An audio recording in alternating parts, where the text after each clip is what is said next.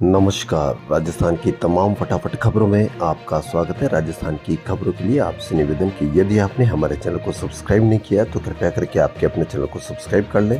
तो बढ़ते हैं आज की बड़ी खबर की ओर, जो एक बार फिर टोडा भीम गैंगवार की आ रही है। जी हाँ, अभी पिछले कुछ दिनों पहले कुछ बदमाशों ने एक घर पर कब्जा करने के लिए कई बदमाशों ने मिलकर के एक पूरे परिवार पर पत्थरों से उनको चोटिल किया। उसी के बाद आज फिर एक बार खबर, 4 बदमाशों ने सोमवार देर रात 2 गांवों में 2 युवकों की गोली मारकर हत्या कर दी। दोनों हत्या जोल गांव निवासी छोटू जगदीश मीणा, टोरावली निवासी लालाराम उर्फ सीताराम गैंग के वर्चस्व में हुई। पुलिस ने आरोपियों के खिलाफ हत्या का केस दर्ज कर लिया है। वहीं जयपुर में सोने में तेजी का दौर मंगलवार को भी जारी रहा। जयपुर में शुद्ध सोना 600 रुपए चढ़कर 73,400 रुपए के रिकॉर्ड स्तर पर पहुंच गया। वहीं जेवराती सोना भी 68,600 रुपए प्रति 10 ग्राम के उच्चतम स्तर पर पहुंच गया है। चांदी भी 84,000 रुपए प्रति किलो के रिकॉर्ड भाव पर बिकी।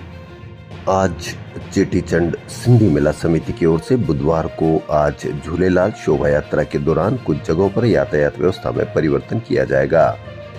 झूलेलाल यात्रा चौगान स्टेडियम से रवाना होने वाली शोभा यात्रा गणगौरी बाजार, छोटी चौपड़, चांदपोल बाजार, खजाने वालों का रास्ता, इंदिरा बाजार होती हुई कंवर नगर स्थित झूलेलाल मंदिर पर पहुंचेगी।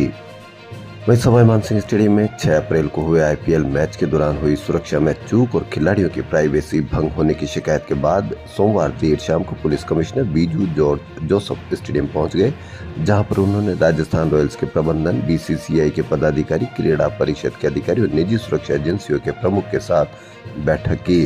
इस दौरान कमिश्नर ने सुरक्षा के संबंध में हुई चूक के मामले में सख्ती दिखाई और अब स्टेडियम में सभी जगह पर पुलिसकर्मी तैनात करने के निर्देश दिए हैं।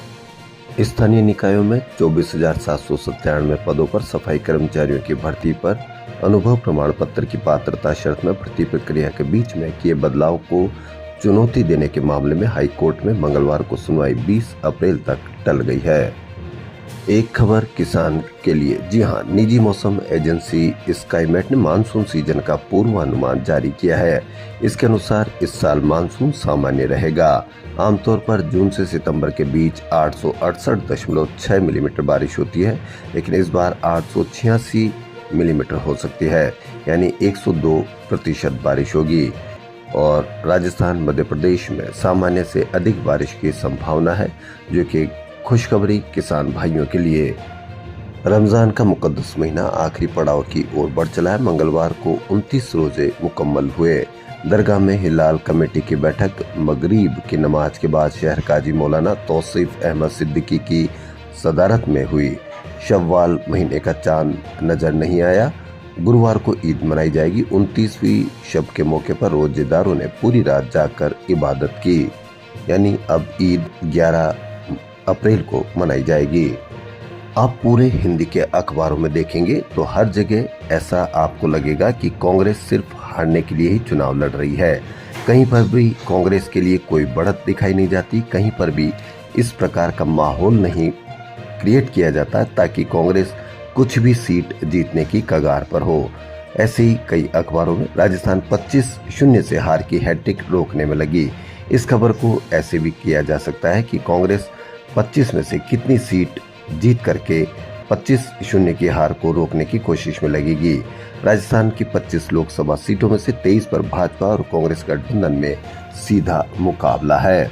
देखा जाए तो पूर्व सीएम अशोक गहलोत, राष्ट्रीय महासचिव सचिन पायलट, भंवर जितेंद्र सिंह और प्रदेश अध्यक्ष गोविंद सिंह डोटासरा जैसा मैदान में उतरे हैं अपनी 25 सीटों पर से कितनी सीटों को जिताने पर।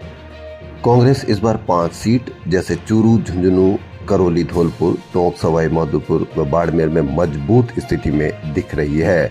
चूरू में भाजपा के बागी को उतारा गया। झुंझुनू में पूर्व मंत्री ब्रजेंद्र ओला मजबूत प्रत्याशी है। बाड़मेर में त्रिकोणीय संघर्ष है। पूर्वी राजस्थान में सचिन पायलट की सक्रियता से टोंक, सवाई माधोपुर, अलवर, भरतपुर में कांग्रेस को मेव, मीणा, जाटव और गुर्जर वोटों पर भरोसा है। वहीं नागौर और सीकर में कांग्रेस गठबंधन टक्कर दे रहा है, यानी छुपे छुपे कहा जा रहा है कि 10 से 11 सीट पर कांग्रेस मजबूत स्थिति में है, लेकिन कहीं पर भी ऐसी कोई खबर आपको हिंदी के अखबारों में देखने को नहीं मिलेगी। बॉलीवुड एक्टर अनिल कपूर आज जयपुर आएंगे और फिक्की फ्लो जयपुर अध्याय 2024-25 के उद्घाटन सत्र में शामिल होंगे। जयमहल पैलेस में शाम 5:15 बजे होने वाले प्रोग्राम में वे महिलाओं को फिटनेस और कड़ी मेहनत के साथ जीवन में जश्न मनाने के लिए मोटिवेट करेंगे। स्वच्छता सर्वेक्षण 2024 के तहत निगम ग्रेटर शहर को सुंदर बनाने की कवायद में जुटा है। ग्रेटर क्षेत्र में खूबसूरत चित्रों के माध्यम से woman empowerment, mental health, pollution free और क्लीन सिटी के साथ पर्यावरण संरक्षण के संदेश दिए जा रहे हैं। Country foundation CK Birla hospital की सहायता से उनके CSR से निगम शहर में कई जगह आकर्षक वॉल पेंटिंग बनवाई जा रही है। जयपुर में ही एक शनिवार को SUV कार के नीचे 4.5 साल का बालक आ गया। घटने में बच्चे के सिर में चोट आई, कॉलर बोन की हड्डी टूट गई। बच्चे का निजी अस्पताल में इलाज चल रहा है। वहीं कार के नंबर भी दिखाई दिए। इस आधार पर कार चालक के खिलाफ शिप्रापत थाने में रिपोर्ट दर्ज करवाई। वहीं बच्चे के पिता का कहना है कि रिपोर्ट दर्ज करवाने के बाद एक अनजान मोबाइल नंबर से फोन कर उसको रिपोर्ट वापस लेने की धमकी दी जा रही है। कॉल करने वाले ने कहा कि कौन सी बड़ी बात हो गई, एक्सीडेंट होते रहते हैं, जो भी करना सोच समझ कर करना, ऐसा ना हो कि तुझे बाद में मेरे आगे पीछे भागना पड़े। एडवोकेट पिता ने बार एसोसिएशन से भी मदद मांगी है। देखना यह है कि कितनी जल्दी इस पर कार्रवाई की जाती है। एक तो एक्सीडेंट, उस पर धमकी। क्या इस तरह से कोई भी आम आदमी कानून को हाथ में लेने के लिए इतना आजाद हो गया? जयपुर शहर की सड़कों और पार्कों में लोग अपने पालतू डॉग्स खुले में घुमा नहीं सकेंगे। डॉग्स को घर से बाहर ले जाने और सार्वजनिक स्थानों पर घुमाने के लिए निगम में लाइसेंस लेना अनिवार्य होगा। यही नहीं, लोग अपने घरों में भी तभी डॉग्स पाल सकेंगे जब उनके पास वैक्सीनेशन का कार्ड होगा। अब देखना यह है कि बाहर ले जाने वाले कितने लोगों पर जो अपने पालतू डॉग्स को खुले में घुमाते हैं, कितने लोगों को चेक किया जाएगा ताकि उनके पास देखना कि लाइसेंस है या नहीं, या उनके घर पर वैक्सीनेशन का कार्ड है या नहीं। आए दिन एक रिपोर्ट के अनुसार कितने हजारों लाखों लोगों को डॉग्स के काटने से उनको घायल होना पड़ा। अब देखना यह है कि निगम के हिसाब से कितने लोग इस तरह की कार्रवाई के दायरे में आते हैं।